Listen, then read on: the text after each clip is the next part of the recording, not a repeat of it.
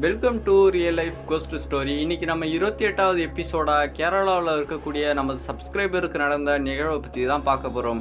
இது வரைக்கும் நீங்கள் நம்மளோட சேனலை சப்ஸ்கிரைப் பண்ணாமல் பார்த்துட்டு இருந்தீங்க அப்படின்னா சப்ஸ்கிரைப் பண்ணிக்கோங்க. கூடவே வரக்கூடிய பெல் ஐக்கானில் ஆல் அப்படின்னு கொடுத்துருங்க. அப்படின்னா தான் நான் போடக்கூடிய வீடியோக்கள் அனைத்துமே உங்களுக்கு நோட்டிஃபிகேஷனாக வரும். இப்போ நம்ம வீடியோக்குள்ளே போகலாம். இந்த சம்பவத்தை நமக்கு ஷேர் பண்ணது யார் அப்படின்னா நம்ம சேனலுடைய சப்ஸ்கிரைபரான கௌஷி தான். இந்த சம்பவம் இவங்களுடைய சித்தப்பாவுக்கு நடந்தது அப்படின்னு சொல்லிட்டு நம்மளுக்கு ஷேர் பண்ணியிருக்காங்க. கௌசி சித்தப்பாவுக்கு தான் இந்த சம்பவம் நடந்திருக்கு. அவருடைய பெயர் பிச்சைங்க. இந்த பிச்சை அப்படின்னு சொல்லக்கூடிய பெயரை நல்லா ஞாபகம் வச்சுக்கோங்க. இந்த பிச்சை அவரை கூட சேர்ந்து 2 நண்பர்கள். இவங்களுடைய வேலை என்ன அப்படின்னா அருகாமையில் இருக்கக்கூடிய ஏரி, குளங்கள், குட்டை இது போல இடத்துக்கெல்லாம் போயிட்டு அங்கே இருக்கக்கூடிய மீன்களை பிடிச்சிட்டு போயிட்டு விற்கிறது தான் இவங்களுடைய தொழிலாக வச்சுருக்காங்க. தன்னுடைய கிராமத்தில் இருக்கக்கூடிய குளங்கள், ஏரி இது போல இடத்துலலாம் அதிகமாக மீன்கள் இருக்கிறது இல்லை. ஏன் அப்படின்னா இவங்க செய்கிறது போல இவங்களுடைய கிராமத்தில் இன்னும் நிறைய நபர்கள் அந்த தொழிலை செய்துட்ருப்பாங்க. அதனால் நம்மளுடைய கிராமத்துலேருந்து கொஞ்சம் தூரமாக இடம் இருந்தால் கூட பரவாயில்லடா, நம்ம போயிட்டு பிடிச்சிட்டு வரலாம் அப்படின்னு சொல்லிட்டு யோசிக்கிறாங்க.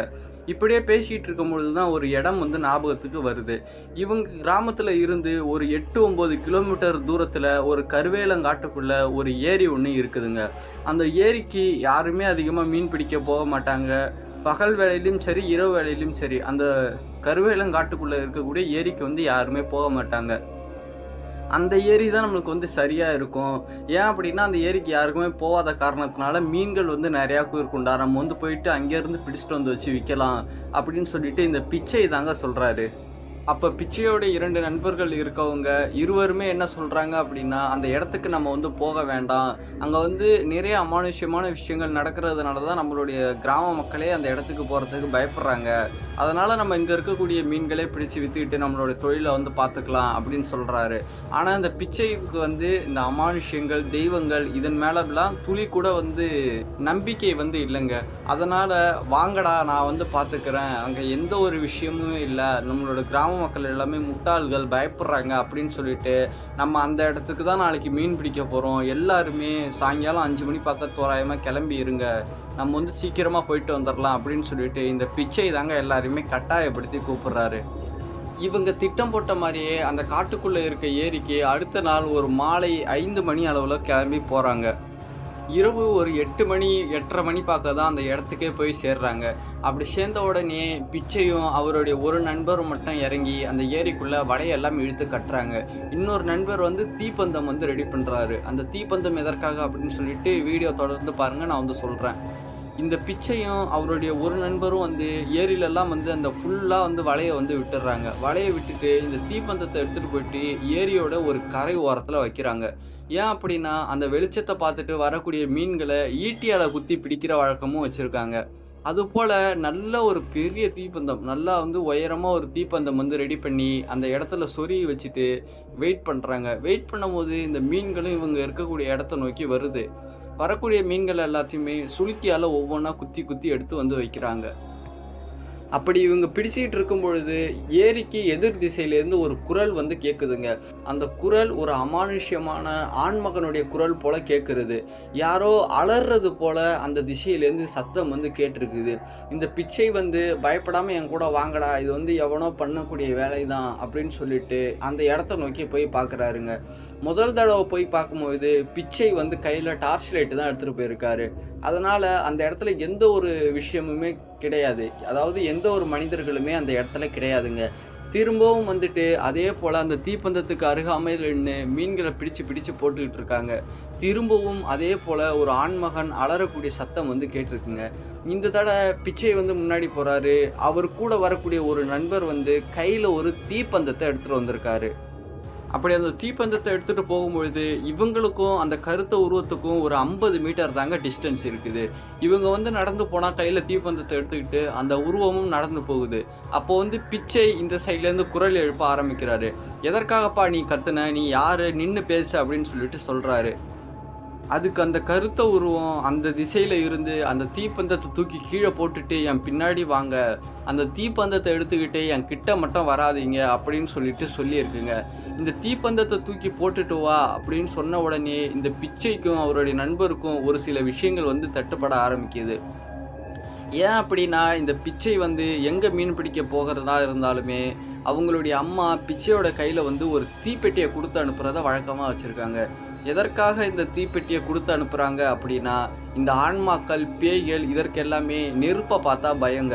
அதனால் இந்த தீப்பெட்டியை வச்சு தன்னை கொளுத்திடுவாங்க அப்படின்னு சொல்லிட்டு கிட்ட வராது அப்படின்ற காரணத்தினால தான் இந்த பிச்சையோடைய அம்மா வந்து தீப்பெட்டியை கையில் கொடுத்து அனுப்புகிறத வழக்கமாக வச்சுருக்காங்க. உடனே இந்த விஷயம் வந்து பிச்சைக்கும் அவருடைய நண்பருக்கும் வந்து ஞாபகம் வந்துருச்சுங்க. அதனால் ஏதோ தவறாக இருக்குடா, நம்ம வந்து வீட்டுக்கு வந்து கிளம்பிடலாம் அப்படின்னு சொல்லிட்டு பிச்சையே சொல்ல ஆரம்பிக்கிறாருங்க. உடனே இவங்க பிடிச்சிருக்கக்கூடிய மீன்களெல்லாம் பேக் பண்ணிட்டு அந்த வலை ஈட்டி எல்லாத்தையுமே எடுத்துக்கிட்டு தன்னுடைய கிராமத்தை நோக்கி அந்த கருவேலங்காட்டு வழியாக நடந்து போக ஆரம்பிக்கிறாங்க.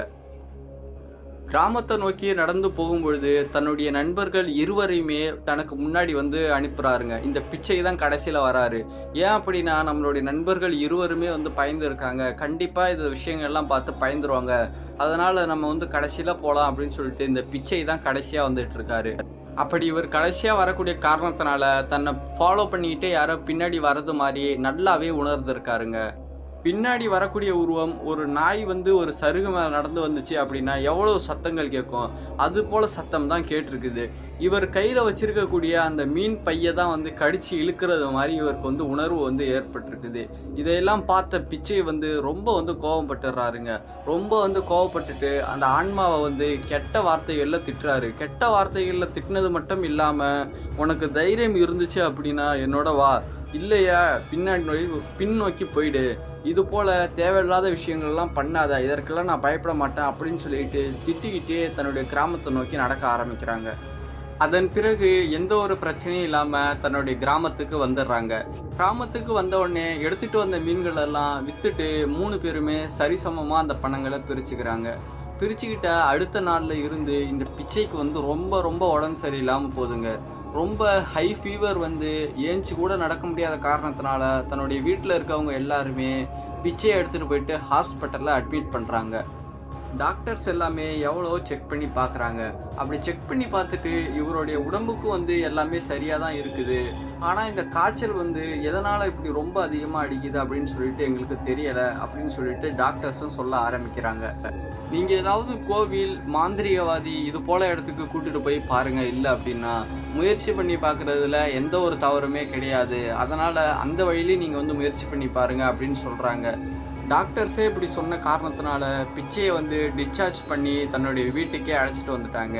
அப்படி அழைச்சிட்டு வந்து கொஞ்ச நாட்கள் வச்சுருந்தாலுமே அந்த ஜுரம் வந்து சுத்தமாக வந்து குறையிறதே இல்லைங்க. குலதெய்வம் கோயிலுக்கு போயிட்டு அந்த விபூதி எடுத்துகிட்டு வந்து நெத்தியில் வச்சாங்க அப்படின்னா ஏதோ கொஞ்ச நேரத்துக்கு அந்த ஜுரம் இல்லாமல் இருக்குது, திரும்பவும் வந்து அந்த ஜுரம் வந்து வந்துடுது. இப்படியே தாங்க இவங்களுடைய வாழ்க்கை வந்து போயிட்டுருக்குது. ஒரு வாரத்துக்கு அப்புறம் இவங்க அப்பா வந்து தன்னுடைய நண்பர்கிட்ட இந்த விஷயங்கள் எல்லாம் ஷேர் பண்ணுறாரு. ஷேர் பண்ண உடனே அவருடைய நண்பரும் வந்து கண்டிப்பாக இது ஏதாவது ஒரு பேய் பிசாசு இது போல தான் அவனுடைய மகனுக்கு வந்து பிடிச்சிருக்கும், எனக்கு தெரிஞ்ச ஒரு மாந்திரிகவாதி இருக்கார், அவர் எப்பேற்பட்ட பேயையும் வந்து விரட்டிடுவார் அப்படின்னு சொல்லிட்டு அந்த மாந்திரிகவாதியும் வீட்டுக்கு கூட்டிட்டு வராருங்க. அந்த மாந்திரிகவாதி ஒரு சக்கரம் போல போட்டு இந்த பிச்சையை அந்த சக்கரத்துக்கு நடுவில் உட்கார வச்சு சில அமானுஷ்யமான பூஜைகளை பண்ண ஆரம்பிக்கிறாரு.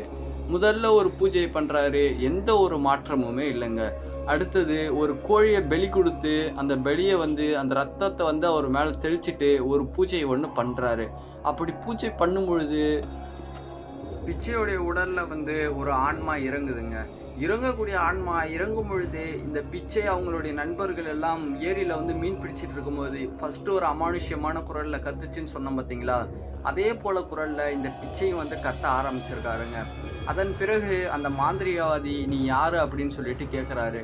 தன்னை பற்றின எல்லா விஷயங்களுமே அந்த ஆன்மா வந்து சொல்ல ஆரம்பிக்குது. நானும் இது போல் மீன் பிடிக்க வந்து இறந்துட்டேன், நான் தான் அப்படின்னு சொல்லுதுங்க. இந்த ஆன்மா இந்த விஷயங்கள்லாம் சொல்லினதுக்கப்புறம் நீ எதற்காக இந்த பையனை பிடிச்ச அப்படின்னு சொல்லிட்டு இந்த மாந்திரிகவாதி இந்த சைட்லேருந்து கேட்குறாருங்க. அதற்கு அந்த ஆன்மா, நான் இந்த பையன்களை எல்லாம் பயம்படுத்தி என்னோட இடத்துல இருந்து விரட்டுறதுக்காக தான் அது போல் செய்தேன், ஆனால் இந்த 3 நபர்களுமே என்னை வந்து ரொம்ப திட்டாங்க. அதுலேயும் வந்து இந்த பிச்சை தான் என்னை பற்றி ரொம்ப கெட்ட வார்த்தைகள் எல்லாம் திட்டி பயன்படுத்திட்டான். அதனால தான் இந்த பிச்சையினுடைய உயிரை நான் எப்படியாவது எடுத்தே தீரணும் அப்படின்னு சொல்லிட்டு இவனை ஆக்கிரமித்தேன். கண்டிப்பாக இவனுடைய உயிரை எடுக்காம நான் வந்து இந்த இடத்த விட்டு போக மாட்டேன் அப்படின்னு சொல்லிட்டு அந்த மாந்திரிகவாதிகிட்டே அந்த ஆவி வந்து சவால் வந்து விடுதுங்க. திடீர்னு இந்த மாந்திரிகவாதியினுடைய காதுக்கு மட்டும் ஒரு குரல் வந்து கேட்குதுங்க. இந்த மாந்திரிகவாதி வைத்து வணங்கக்கூடிய தெய்வம் இந்த மாந்திரிகவாதிகிட்ட ஒரு விஷயத்த சொல்லுது. இந்த பையனுடைய தலைமுடியை எடுத்து கற்பூரத்தில் காட்டி எரிச்சிடு, அப்படின்னா தான் அந்த ஆன்மா வந்து முழுவதும் வந்து அழிஞ்சிடும். இல்லை அப்படின்னா அந்த ஆன்மாவால் உனக்கும் வந்து பிரச்சனை ஆகும்டா அப்படின்னு சொல்லியிருக்குங்க. தன்னுடைய தெய்வமே சொன்ன காரணத்தினால அந்த பிச்சையுடைய தலையில இருந்து உச்ச முடியை அறுத்து அந்த நெருப்புல கொளுத்துறாருங்க. அந்த நெருப்புல கொளுத்தும் போது பிச்சை வந்து ரொம்ப ஆங்காரமாயிட்டு ரொம்ப வந்து பயங்கரமா கத்தியிருக்காரு. வீட்டுக்குள்ள இருக்கக்கூடிய பொருட்கள் எல்லாம் எடுத்து போட்டு உடைச்சிருக்காரு. இது போல விஷயங்கள்லாம் நடந்திருக்குது. இந்த தலைமுடியை வந்து எரிச்சதுக்கு அப்புறம் பிச்சை வந்து அப்படியே மயக்கம் போட்டு விழுந்துட்டாருங்க. மயக்கம் போட்டு விழுந்ததுக்கு அப்புறம் தண்ணி தெளிச்சு எழுப்பி ஒரு கயிறை ஒன்று அவர் கையில வந்து கட்டி விட்டுருக்காருங்க மாந்திரிகவாதி. இந்த கயிறு வந்து பிச்சையினுடைய கையில இருந்து 11 தினங்கள் வந்து அவிழாம பார்த்துக்கோங்க, அதன் பிறகு எந்த ஒரு பிரச்சனையுமே இல்லை அப்படின்னு சொல்லியிருக்காரு. இதே போல இந்த கயிறு வந்து கிட்டத்தட்ட அவருடைய கையில ஒரு 2 வருடங்கள் வந்து இருந்திருக்குங்க. அதன் பிறகுதான் ஏதோ ஒரு இடத்துல அறுது வந்து விழுந்திருக்குது. இதன் பிறகு பிச்சையுடைய வாழ்க்கையில எந்த ஒரு சம்பவமும் நடக்கல. இந்த வீடியோ பத்தின உங்களுடைய கமெண்ட்களையும் கீழே இருக்கக்கூடிய கமெண்ட் பாக்ஸ்ல கமெண்ட் பண்ணிட்டு போங்க. அனைவருக்கும் நன்றி.